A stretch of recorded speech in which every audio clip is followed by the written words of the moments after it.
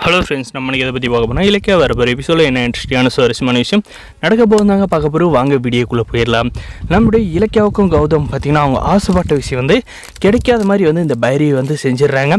ரொம்ப கவலையோடு வந்து ரொம்ப ஆசைப்பட்ட விஷயம் வந்து நடக்கலையே அப்படின்ற ஒரு சோகத்தோடு வந்து வீட்டுக்கு வந்து கிளம்பி வராங்க. இலக்கியா, நீ எதுக்கும் வந்து கவலைப்படாத, அந்த ஹவுஸ் ஓனர் மட்டும் என் கண்ணில் மட்டும் படுட்டோம், அவனை வந்து நான் உண்டு இல்லாத பண்ணுறேன் அப்படின்ற மாதிரி வந்து சொல்கிறாங்க.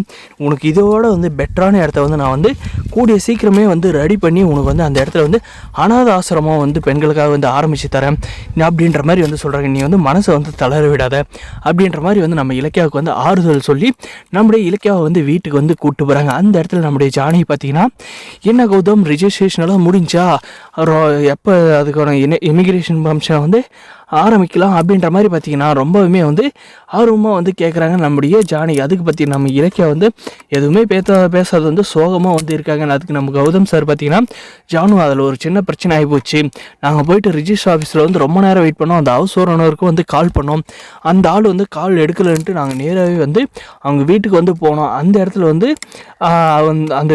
அந்த மாணிக்கத்தோட ஒய்ஃப் வந்து என்ன சொல்லிட்டாங்கன்னா, நாங்கள் அந்த இடத்த வந்து விற்கிறதில்ல அப்படின்ற மாதிரி வந்து சொல்லிட்டாங்க. அதை கேட்டது எங்களுக்கு வந்து பேரிடியாக வந்து இருந்துச்சு. எதுக்கு என்னத்துக்காக விற்க மாட்டீங்கன்னா அதுக்கான காரணத்தை வந்து சொல்ல மாட்டாங்க.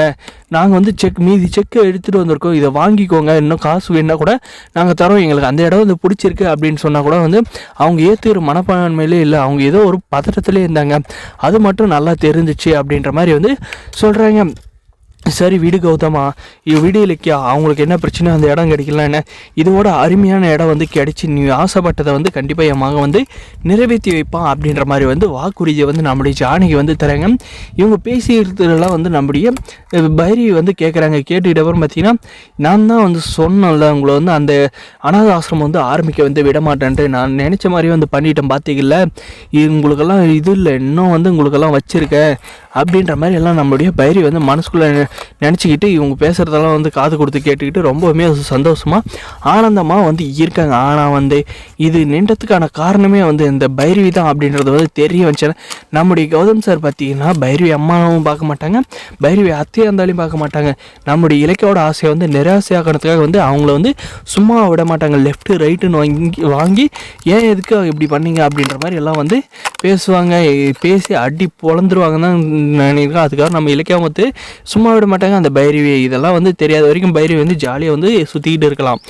தெரிய வரப்போ வந்து சரியான பதிலடியை வந்து கொடுக்க போகிறாங்க நம்ம இலக்கியம் கௌதமும். வரப்போகிற எபிசோடில் எல்லாம் இந்த மாதிரி தான் வந்து கொண்டு போக போகிறாங்க. இந்த வீடியோ பிடிச்சிருந்தா லைக் பண்ணுங்கள், மறக்காத நம்ம சேனலை வந்து சப்ஸ்கிரைப் பண்ணாதான் மறக்காத சப்ஸ்கிரைப் பண்ணி அந்த பெல் ஐக்கானை ஆனில் போட்டுவாங்க. அப்போ தான் நம்ம போடுற வீடியோ எல்லாமே உங்களுக்கு வந்து நோட்டிஃபிகேஷனாக வந்து வருங்க. தேங்க்ஸ் ஃபார் வாட்சிங் கைஸ்.